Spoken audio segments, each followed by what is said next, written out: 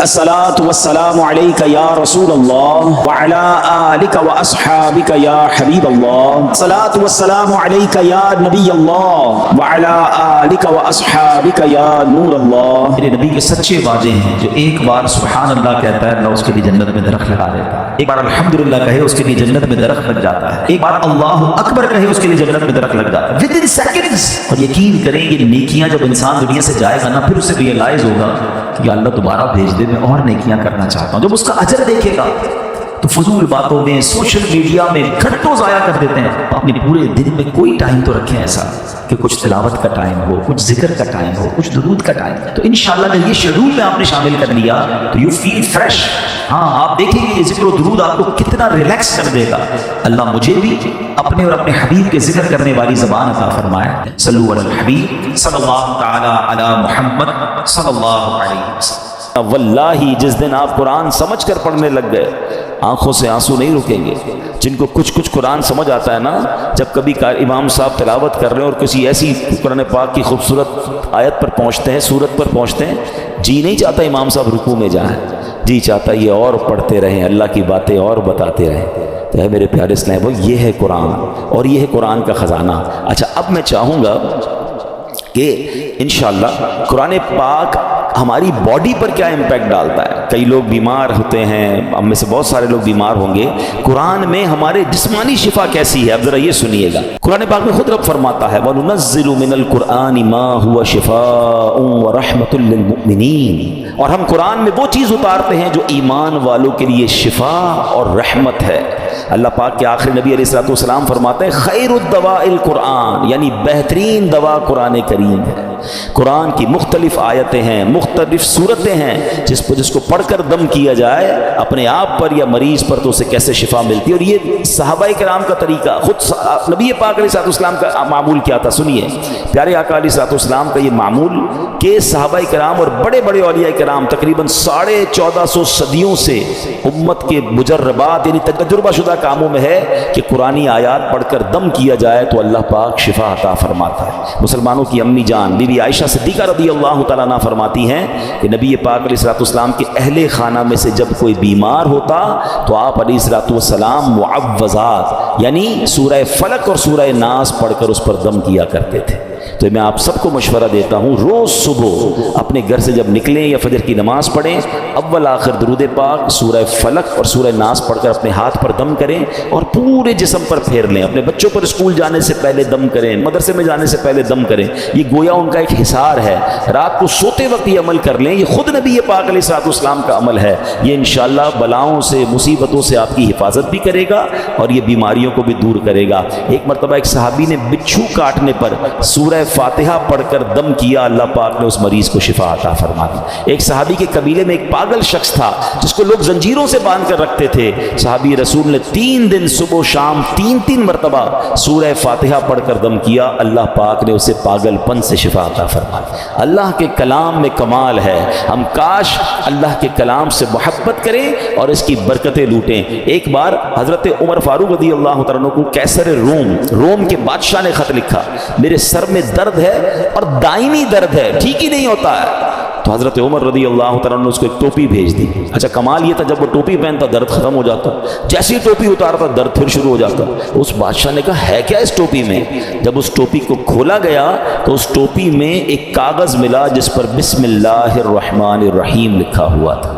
حضرت عمر نے لکھ کے بھیجا تھا. تو اس سے یہ بھی پتہ چلا کہ تعویذات جو ہے اس میں کوئی حرج نہیں ہے کہ ان تعویذات میں اللہ کا نام ہو, اس میں قرآنی آیات ہوں. بعض اوقات معاذ اللہ جادو اور اس طرح کی چیزیں اس سے تو کوئی تعلق نہیں ہے, مگر قرآنی آیات اللہ کے نام پاکیزہ ناموں سے الحمدللہ بہت برکتیں ملتی ہیں اور یہ صحابہ کرام اور ہمارے بزرگوں کے طریقے سے ثابت ہے. اب آخر میں چاہوں گا میں ایک ایسی بات کرنے جا رہا ہوں جو انشاءاللہ آپ کو کام آئے گی کہ قرآن کریم کی کن کن صورتوں سے کن کن چیزوں سے فائدہ ہوتا ہے, آپ کے کون سے پرابلم سالو ہو سکتے ہیں, آپ کی کون سی بیماریاں حل ہو سکتی ہیں. گھر میں بہت سارے مسائل ہوتے ہیں, ہم بعضوں کا ٹینشن میں ہوتے ہیں کہ یار اس کا کوئی وظیفہ مل جائے, کوئی دم مل جائے. تو ڈائریکٹلی قرآن کریم جو ہے کن کن چیزوں پر انشاءاللہ امپیکٹ ڈالے گا اور آپ کو فائدہ ہوگا. آپ چاہیں تو اسے ریکارڈ کر لیں. اب سنتے ہیں علماء کرام نے احادیث کی روشنی میں اور اپنے تجربے سے قرآنی صورتوں کی الگ الگ تاثیریں بیان کی ہیں. اب سنتے جائیے.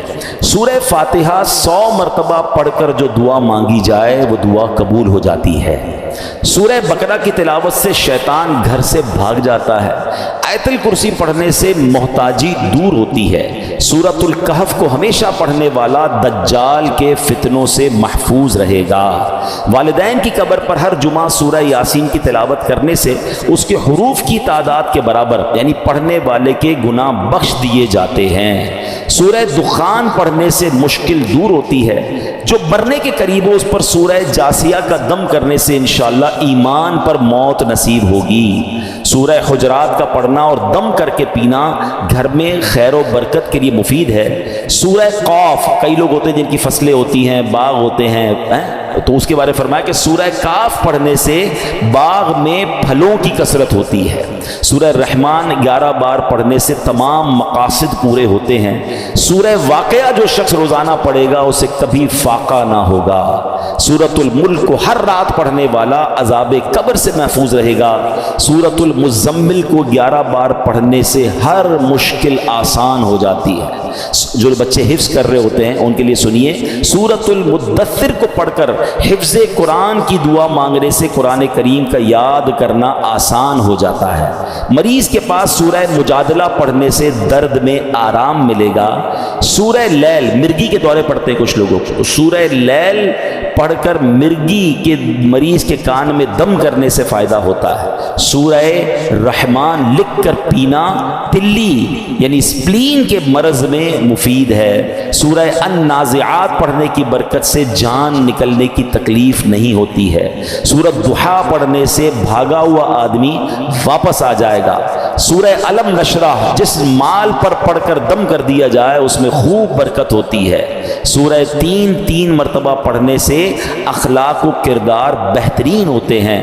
سورۃ العلق میں جوڑوں کے درد کا علاج ہے. بزرگ بیٹھے ہوں گے جوڑوں میں درد ہوتا ہے تو سورہ علق پڑھیں تو انشاءاللہ جوڑوں کے درد کا علاج ہے. جو کوئی صبح و شام سورہ قدر انا انزلناہ فی لیلۃ القدر پڑھے اللہ کریم اس کی عزت بڑھا دے گا. برس اور یرقان یہ بھی بڑے مرض ہیں. فرمایا سورہ بینہ برس اور یرقان کا اس میں علاج ہے. جس آدمی یا جانور کو نظر لگی ہو اس پر سورہ عادیات کا دم کر دیں، یہ بڑا مفید ہے. سورہ قارعہ پڑھنے سے بلاؤں سے حفاظت رہتی ہے. جس پر قرض ہو غور سے سن لے. سورہ تکاثر 300 بار پڑھ لے تو انشاءاللہ بہت جلد قرض ادا ہو جائے گا. سورہ عصر پڑھنے سے غم دور ہوتا ہے. فرمایا کوئی دشمن کا خوف ہو سورہ قریش پڑھے تو اس سے انشاءاللہ جان کی حفاظت ہوتی ہے. اور سبحان اللہ سورہ فلق اور سورہ ناس سے جن، حاسدین اور شیطان سے حفاظت رہتی ہے. قل هو اللہ احد سورہ اخلاص یہ تہائی قرآن کے برابر ہے. کوئی 3 بار سورہ اخلاص پڑھ لے اسے پورے قرآن پڑھنے کا ثواب ملتا ہے. تو یہ ہے میرے رب کا کلام. قرآن سے محبت کیجئے، قرآن سے علاج کیجئے، قرآن سے دوستی کیجئے، قرآن سے دلوں کی کیفیت کو بدلیے. قرآن کی تلاوت کے ساتھ ساتھ ترجمہ قرآن اور تفسیر قرآن، بہت خوبصورت تفسیر قرآن آپ کو ریکمنڈ کر دیتا ہوں. اس تفسیر قرآن کا نام ہے صراط الجنان. یہ بہت آسان اردو میں موجود ہے. اس کو بھی چاہیں تو dawatIslami.net سے ڈاؤن لوڈ کر لیں یا مکتبۃ المدینہ سے پرچیز کر لیں. انشاءاللہ اس کی برکتیں ملیں گی. اللہ پاک ہمیں نیکیاں کمانے کا جذبہ نصیب فرمائے. ایک شخص اللہ اللہ کر رہا تھا. شیطان نے اسے کہا کہ تو اللہ اللہ کر رہا ہے، ادھر سے تو کوئی جواب ہی نہیں آتا، کیا ضرورت ہے اللہ اللہ کرنے کی. اس کا دل ٹوٹ گیا. کہتا واقعی میں تو روز اللہ کو یاد کرتا ہوں، ادھر سے کوئی جواب ہی نہیں آتا. تو سویا رات کو، خواب میں حضرت خضر علیہ السلام کی زیارت ہوئی. فرمایا اللہ تعالیٰ نے مجھے حکم دیا ہے کہ تجھ تک یہ پیغام پہنچاؤں کہ میرے بندے جو تیرے دل میں اللہ کے ذکر کرنے کا شوق پیدا ہوا یہی تو ہمارا جواب ہے. تیری ہر بار یا اللہ میں ہماری 100 لبیک پوشیدہ ہے. تو یہ جو ذکر کرنے کا موقع، دعا کرنے کا موقع، تلاوت کرنے کا جو موقع ملا ہے نا، کس نے دیا ہے؟ ولا حول ولا قوت الا باللہ العلی العظیم. ارے اللہ کی توفیق کے بغیر کوئی کچھ نہیں کر سکتا.